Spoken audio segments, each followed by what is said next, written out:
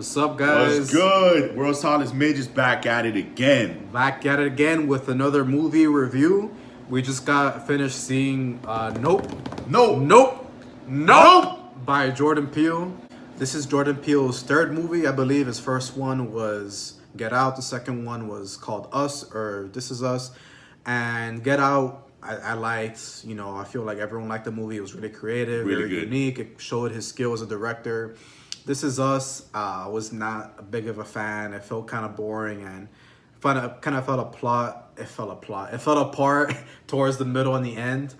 And when we saw the trailer for Nope, I think we kind of agreed that we weren't really excited for At it. all. The only reason that we decided to see it was because we have a Regal pass where you pay like monthly and you can go unlimited times a month, I believe. Yeah. And So- since this was a standard movie, we only paid I think 50 cents. or Yeah, something. 50 cent surcharge. So Yeah. based on the trailer, we know some type of alien movie. It was going to be a thriller. We knew it wouldn't be a horror, but we kind of had that expectation going in. But to be honest, I wasn't very excited for it. Not at all. So the actors and the characters. So the main character is Daniel Kaluuya. He plays OJ. His sister. It's Kiki Palmer. Yeah, already forgot the name. Of We the forgot sister. their names already. I'm sorry. And the other character played by Stephen Young, Glenn from The Walking Dead. So Daniel Kaluuya's character OJ, he is just so stoic but so dry. Dry, bro. That man has no emotion. This is gonna be a spoiler review, by the way. But in the beginning of the movie, you see his dad die. He gets struck by some debris falling from the sky, and he sees his dad fall off the horse, and for a good 5 seconds just stands there staring at him. And I guess he's in pain or keeps it hidden inside, but the whole movie he barely shows any emotion. He doesn't like speaking. I think the only time when he shares emotion is when he daps his sister up when they're yeah, they were dapping each other up And I because was- they were and- getting excited to and film then, aliens. Yeah, another scene where a giant metal horse falls through his windshield. But besides that, he just was so dry. He was like a piece of bread. Literally, he was monotone throughout the whole movie. Yeah. Essentially, it was And crazy. on the other side, on the contrast, Kiki Palmer, look. I need to go on to Kiki Palmer.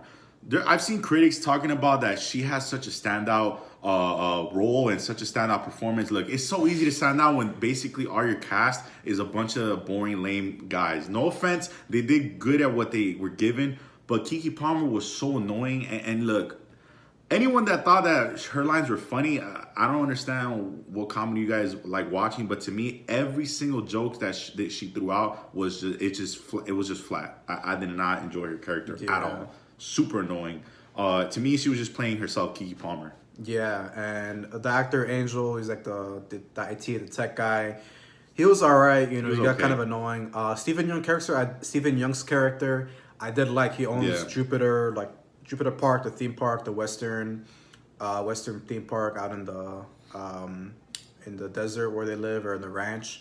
And his backstory was really interesting. Yeah, it's like it was a movie within a movie. Like they gave him his origin story. Yeah, his villain origin story. Yeah. And so we'll get to that in a bit. But the beginning of the movie definitely is a slow burn. It starts off introducing the Super characters. slow. It's like hinting at what's going on with the alien. They make you think it's like a spaceship at first, and then he's reunited with his sister. And again, Kiki Palmer was pretty annoying in the movie. Almost every review that we've heard, the beginning, the first half is kind of a slow burn.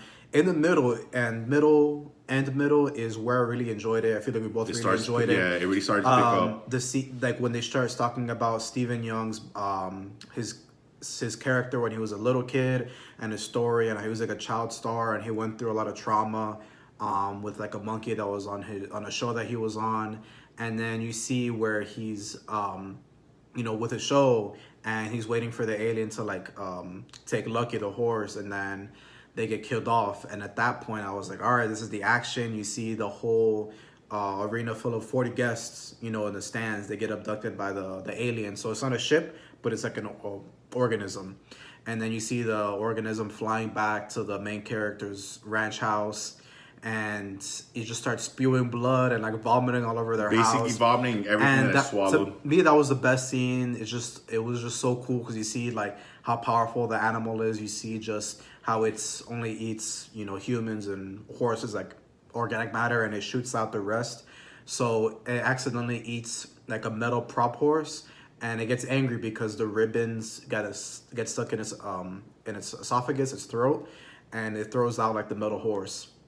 But essentially, that was like the best scene for us. After that, it was It kind gets of slow downhill. again. It kind of starts going back to that slow burn, and toward the end, basically, you get the reveal that I guess a lot of people were not expecting, and it's crazy because the movie basically builds up to let you believe that these are gonna be aliens within this like ship slash organism, and it just ends up being that the ship itself is a living organism. Yeah, it's like a giant stingray. He's dying stingray. And I'm gonna just put right here. You're gonna see right here in the middle. What Pokemon reminded me of, like the big reveal of the spaceship once it does like this like final It transformation. transforms into like a giant Yeah, it's jellyfish. like the level 3 transformation of a Pokemon. And dude, it was such a letdown. Not that I had a lot of expectation of the movie, but to see where it went with this spaceship, I was like, wow, this was such a letdown. Yeah, and like so towards the ending, we're not gonna go into detail of everything, but basically the characters set up a trap to get photographic proof of the creature and essentially try to kill it. So they succeed, and one thing that they do is because they know that it doesn't like ribbons, it doesn't like weird balloons, plastic film, like and balloons also and if you stuff. don't look at it in the eyes like many predators, it leaves you alone. However, they show clearly that it gets scared away by ribbons, but the thing that kills it is a giant like cowboy baby inflatable, like 200-pound inflatable covered in ribbons, and for some reason the alien decides to eat it. He's kind of like sizing it up, floating around it while Kiki Palmer is, getting pictures of it from the ground.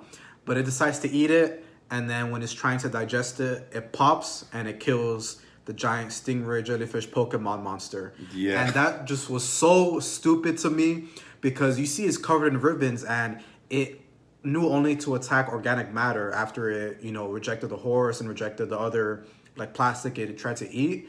But for some reason it decides to eat this giant inflatable thing covered in plastic and ribbons that was around the same size or even bigger than it. So the death was just very disappointing. Yeah, no, look, bro, like that ending, look, I was telling JC, like, one thing that the movie did really well is like build anticipation, because like when you start off with that first 45 minutes, it's such a slow burn, but once it gets to that 50 almost to an hour mark, start to build up to tension, which you did a great job about. But from there, it went from showing you so much promise to like literally like at the end ending in a wet fart. Like I just did not. It was literally when you look at the way that this spaceship or organism dies, it literally looks like a piece of like I don't know, like just air just like fading in the wind. Yeah, it just like goes poof. Poof, It's like literally. you put like a hamster in a microwave, it just exploded. And it's crazy because this is one of the most hyped films of the year, and I've never been in a theater where there was literally like barely any reaction. You'll get Yeah, I laughs feel here like and we're there. alone. We're in a packed theater, Yes. and I did not know anyone else in the theater. I feel like we were just waiting to get out. And I did want to discuss some of the messages of the movie. So there's a side story regarding Gordy or Jordy. He's a chimp, and he was Stephen Young's like co-star when he was little on a show. And you see the chimp go crazy because a balloon starts popping, and it basically kills almost all the co-stars and just attacking them. And when I saw it, if to me it showed that they tried to tame this animal, this not a predator but just this aggressive animal, but he saw that it didn't attack him. Instead, it like extended his hand for a fist bump. So when he's older, he's still a performer, he's still like in the showbiz, and he sees this giant predatory alien, and he thinks he can control it because he thought that the chimp trusted him. So he's like, oh, this alien trusts me. He even says to the audience, don't worry, this giant alien manta ray Pokemon trusts me. But then you see that it's a predator, it's very intelligent, and it's angry because it's basically was lured into a trap and they're trying to test it. So then it eats him, it eats Stephen Young's character and all the other aliens. So that's the kind of message I saw.